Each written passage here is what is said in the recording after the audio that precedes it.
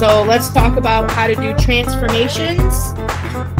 You're going to want to have some color like highlighters or different colors of pens at the end. So first of all, you want to know what the parent function is.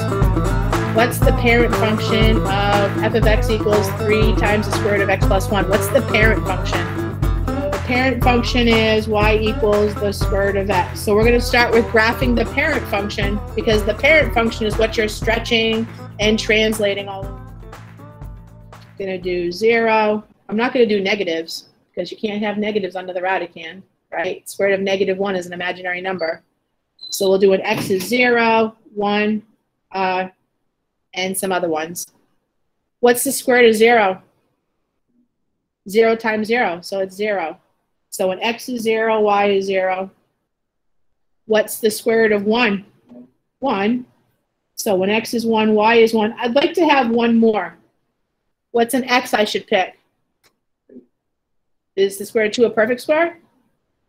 No, we want to pick a perfect square to make our life easier. The square root of 4, so we'll do 4.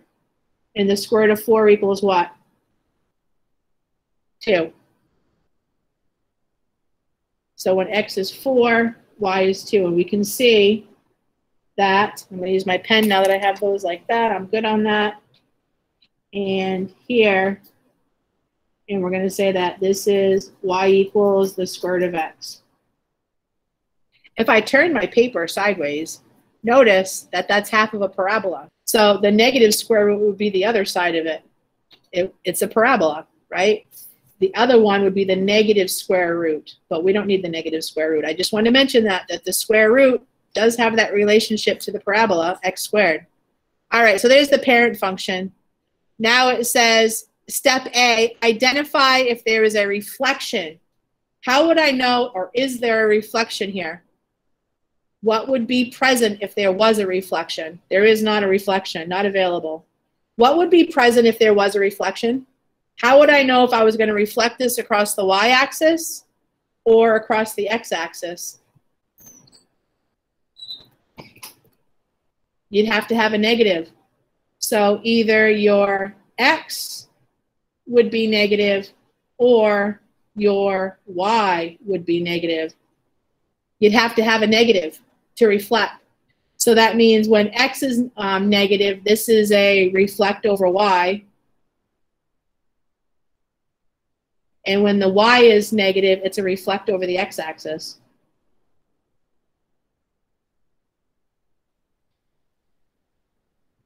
There's no negatives. I don't have a negative out front, which would be on the y, and there's no negative underneath with the x, okay, which would be about a negative x.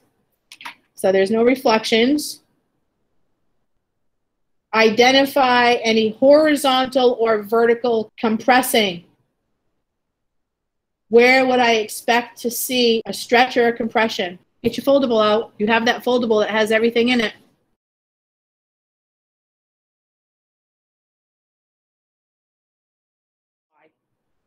All right, so we're looking for a stretch or a compress. So let's look at a stretch all the way to the bottom. What does it mean to be a stretch? We have a number that's out front. The number out front is a stretch or compress. Or a shrink, same thing, it has to be in front of it. It's the number that's being multiplied in front. That's where you look for stretches and compressions. So, do we have a number being multiplied out front? Yes. All right, so we're looking right here. This is where it's happening right here. The question is, are you multiplying 3 to the y value or the x value?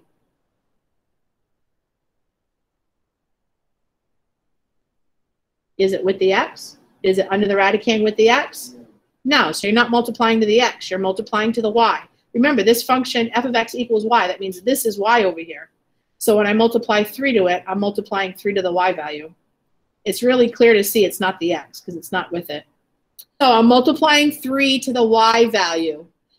Whatever is going on the outside, this is my y value here. Whatever is going on the outside, it is what it is. If I'm multiplying by 3, it's a stretch. If I'm multiplying by 1/3, it's a compress. That's not true on the inside for x. It's the opposite of thinking. Just like this is not centered at 1, we always say it's the opposite of what we see under there. It's -1, right? It's not at 1. So whenever you see a number that's in front of the x, it's going to be the opposite.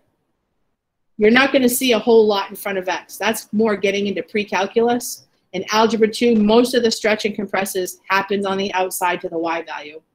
But if I had a 3 on the inside, that would actually be a compress. It's the opposite. It's not a stretch. Okay, you have to have opposite thinking all the time when you're underneath with the x. It's not at 1, it's at -1. So that opposite thinking even happens with a stretch and compress when it's out front. All right, so this is being multiplied to the y value. And so that means for this one, what am I going to do to all my values here? What am I going to do to all of the y values? It's being multiplied to the y, so that means I'm going to be multiplying 3 to my y values. It's happening to the y, so I'm multiplying 3 to all my y values. X stays the same. That means that for this one on problem B, it's happening to the y, so is that a horizontal or vertical? If it's happening to the y, this is the y-axis. Is that a vertical or a horizontal? Okay, so it's vertical. And then I have to know, is it a stretch or is it a compress? The 3. Is a 3 going to be a stretch or compress? If I multiply 3 to it, is that going to stretch it or compress it? It's a stretch. So it's a vertical stretch. I'm going to multiply 3 to all my y values. Y is 0. So 0 times 0 is still 0. It's going to stay there. Still starts there. Here, y is 1. So what's 1 times 3? So that means this point goes up to 3. And then here we have that y is at 2. So what's 2 times 3? 6. So we got 4. We've got to go up to 6. So there's 4, 5, 6. So it's off the chart. We don't really need it. I can just use those 2 right there and see that when I go like this, it's been stretched. So now what we have here is we have y equals 3 times the square root of x. Problem C now says identify any horizontal translations. Horizontal. What makes it move left and right? Where would I see something if it was moving left and right? Negative what? No, that's reflections. A negative in front of the x or in front of the function is about reflecting. What makes it move left and right? I mean, you just wrote equations on parabolas, right? Don't we have a way that we move left and right? If you look in your notes, what does it mean to be a translation? Translating left and right, up and down. What's it mean to translate left and right? Where would I see that translation?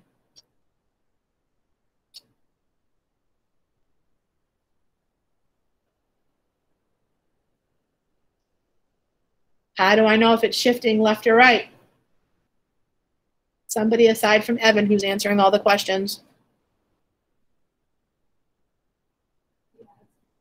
Very good, right here, right? That's our h value. If minus h and plus h, that is where we're translating. So if we look back at this, do we have a horizontal translation? What do we got, Mary? Where is it being translated to? So that means that this is being translated to -1. I've got to translate it 1 unit. So that means that my x, all my x's are being subtracted by 1 and my y stays the same. That is a horizontal shift or translation, whatever you want to put. So it's a horizontal shift. We're subtracting 1 from all our x values. X is 0, I subtract 1. Make sure you use the last one that we just did, the red one. You don't go back to the original. And then we take this x value and move it back 1. And this x value would be moved back 1. And there it is, being translated to the left 1. So that's y equals the stretch of 3 and then the shift of -1. I'm always going to teach you how to do it this way because, I don't want you just doing an algorithm. But if you choose to do an algorithm for homework quizzing and testing, I'm not taking points off. but I'm going to keep reinforcing how to do math logically without algorithms. I could have just made a table of values. If I want to know 3 times the square root of x, I could have just made a table of values, and then I could make a table of values for this. Sometimes students will have this. They have x, and then they do the square root of x, and then they do 3 square roots of x, and then they do 3 square roots of x minus 1. And they get those x values at 0, 1, and 4, and then they find them, and they just plot points. You want to do an algorithm? Fine. But I'm trying to help you see math through logic and really what's happening on the picture. Anybody can do number crunching. Not everybody can use logic all the time. So I'm trying to help train you to do that. All right, the last one is identify any vertical translations. How would I know if I had a vertical translation? So here's vertical, translation up and down.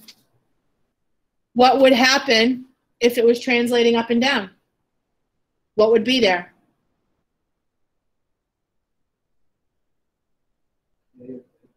Right here, there's your k value, right? X minus h plus k. You may want to go through your notes and highlight those at the top so that you can see. You don't have to do it right now, but if you're struggling on transformations, you may want to go back and highlight those so that they're standing out. My shift on x, my shift up and down, and so on. Do we have anything that's being added or subtracted to this? Anything being added or subtracted? No. So there is no vertical translation, not available.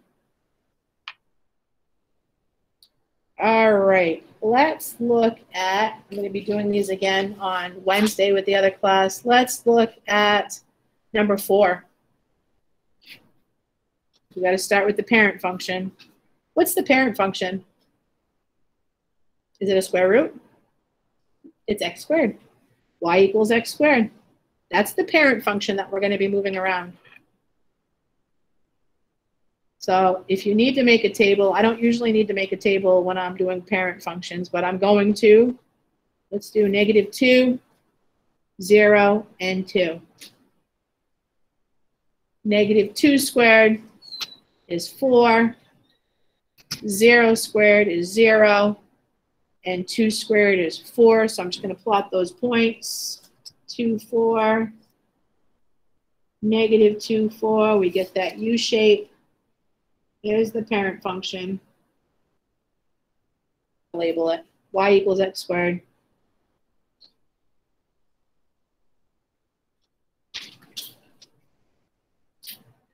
Number 4 says, state if there is a reflection.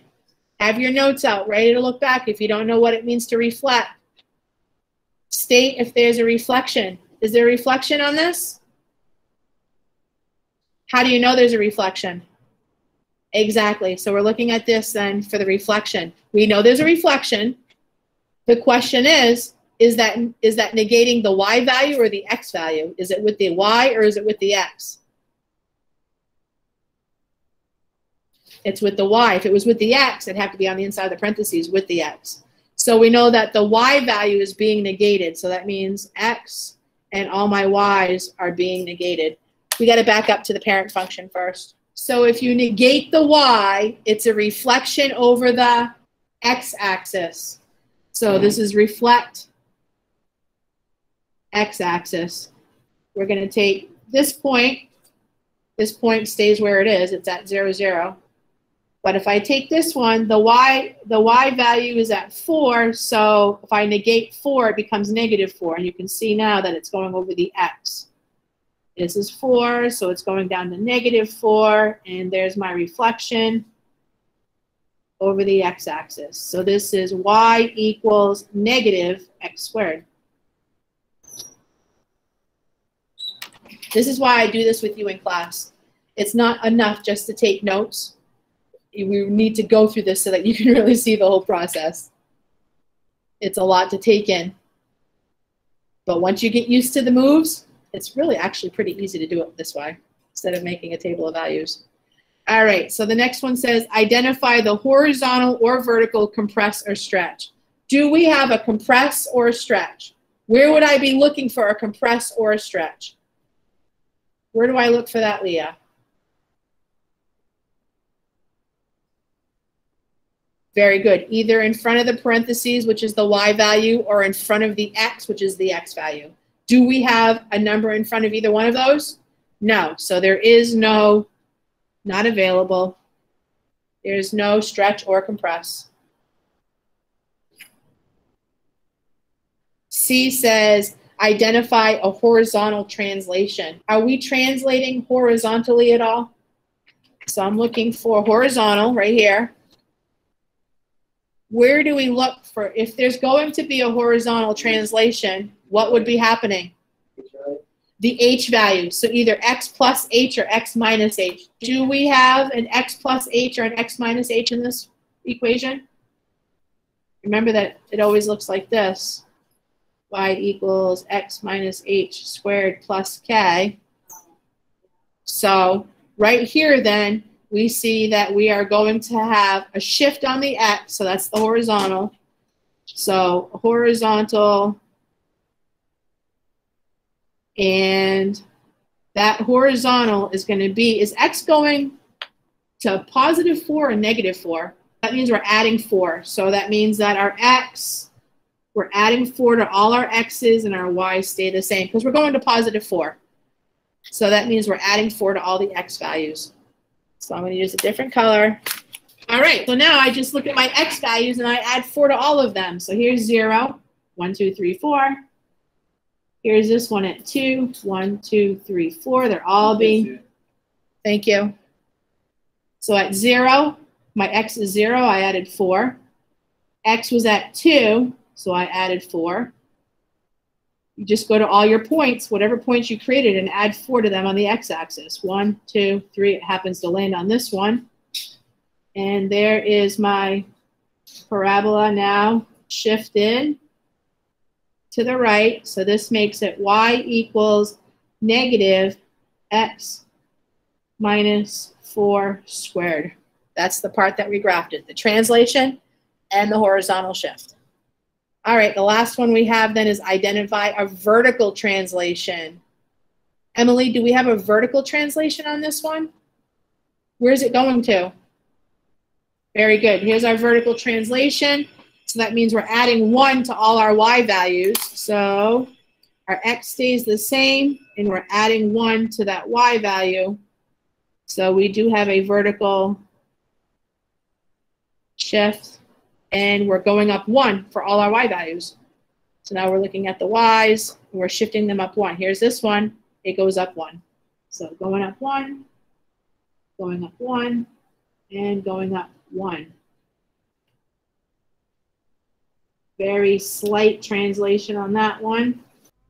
This is why it's good to use different colors. And then writing my equation of that final one, we have y equals the negative x minus 4 squared plus 1. Done.